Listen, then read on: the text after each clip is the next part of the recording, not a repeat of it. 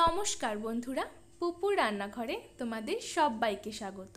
হাজির হয়ে গেছি মা ঠাকুমাদের স্পেশাল একটি রেসিপি নিয়ে। এই রেসিপিটি আমরা ছোটোবেলায় বা এখনও সকলেই কিন্তু খেয়েছি, কিন্তু আজকালকার দিনে ব্যস্ততার কারণে বা রেসিপিটি না জানার কারণে অনেকেই এটি আমরা বানাতে পারি না। তো তাদের সকলের জন্য আমার আজকের রেসিপি পুর ভরা চাল কুমড়ো ভাজা। দেখে নেওয়া যাক কী কী লাগছে এটি তৈরি করতে। প্রথমেই আমি এখানে একটা চাল কুমড়ো এইভাবে কেটে নিয়েছি। চাল কুমড়োর টুকরোগুলো একটু মোটা করে কেটে মাঝ বরাবর এইভাবে চিড়ে নিয়েছি। তোমাদের আমি দুটো করে দেখাচ্ছি। এই রকম একটা মোটা করে কেটে নেওয়া চাল কুমড়োর টুকরো নিয়েছি। এর মাঝ বরাবর আমি ছুরির সাহায্যে এইভাবে চিড়ে দিচ্ছি। পুরোটা কিন্তু চেরা যাবে না, অর্ধেকটা চিড়তে হবে। দেখো ঠিক এই রকম হবে। আরেকটা দেখিয়ে দিচ্ছি। ঠিক মাঝ বরাবর এইভাবে চিড়ে নিতে হবে। চাল কুমড়োর টুকরোগুলো আমি এই রকম মোটা রেখেছি, তোমরা চাইলে এর থেকে পাতলা রাখতে পারো। এরপর একটি বাটিতে 2 টেবিল চামচ চালের গুঁড়ো নিয়ে নিচ্ছি। তাতে দিয়ে দেব 1.5 টেবিল চামচ কর্নফ্লাওয়ার। তারপর দিয়ে দিচ্ছি কয়েকটা কালো জিরে, এটা অপশনাল, না চাইলে নাও দিতে পারো।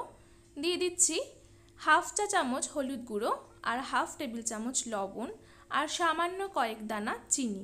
চিনিটাও অপশনাল, না চাইলে নাও দিতে পারো, তবে আমি একটু স্বাদের জন্য দিচ্ছি। অল্প অল্প করে জল দিয়ে একটি ব্যাটার তৈরি করে নিতে হবে। ব্যাটারটি খুব বেশি গাঢ়ও হবে না, আবার খুব বেশি পাতলাও হবে না। দেখো আমি এখানে যেরকম কনসিস্টেন্সি রেখেছি সেরকমই রাখতে হবে। এইভাবে চামচে নিলে খুব সহজেই পড়ে যাবে, তবে একেবারে জলের মতো কিন্তু পাতলা হবে না ব্যাটারটা। এরপর একটি মিক্সিং জারে আমি 2 টেবিল চামচ কালো সর্ষে নিয়ে নিচ্ছি। তোমরা সাদা কালো সর্ষে মিশিয়েও করতে পারো। সর্ষেটা আমি একটু শুকনো মিক্সিতে গ্রাইন্ড করে নিয়েছি। তারপর 8 থেকে 10টা কাঁচা লঙ্কা দিচ্ছি। ঝালের পরিমাণ তোমরা তোমাদের স্বাদ মতো রাখবে। সামান্য একটু লবণ দিয়ে আর একটু জল দিয়ে আমি সর্ষের একটি মিহি পেস্ট তৈরি করে নিয়েছি। এইভাবে সর্ষের পেস্টটা তৈরি করে নিতে হবে।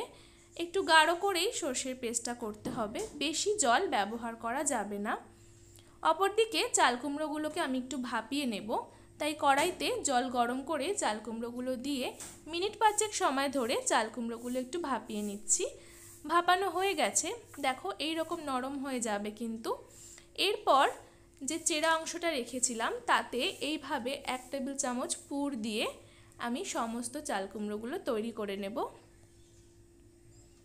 এইভাবে চাল কুমড়োর মাঝখানটাতে পুর ভরতে হবে, বেশি পুর দেওয়া যাবে না, এই রকমভাবে দিতে হবে। এইভাবে প্রত্যেকটা আমি তৈরি করে নিচ্ছি।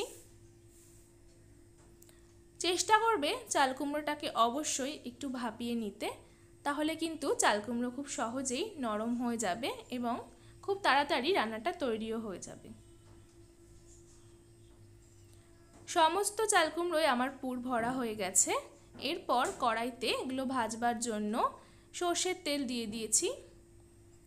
তেলটা গরম করে একটা একটা করে চাল কুমড়োর টুকরো নিয়ে যে ব্যাটারটি আমরা তৈরি করে রেখেছিলাম সেই ব্যাটারে ডুবিয়ে ডুবিয়ে এইভাবে তেলের মধ্যে দিয়ে মিডিয়াম ফ্লেমে সবগুলোকে ভেজে নিতে হবে। আমি এখানে সবগুলো ভেজে নিচ্ছি।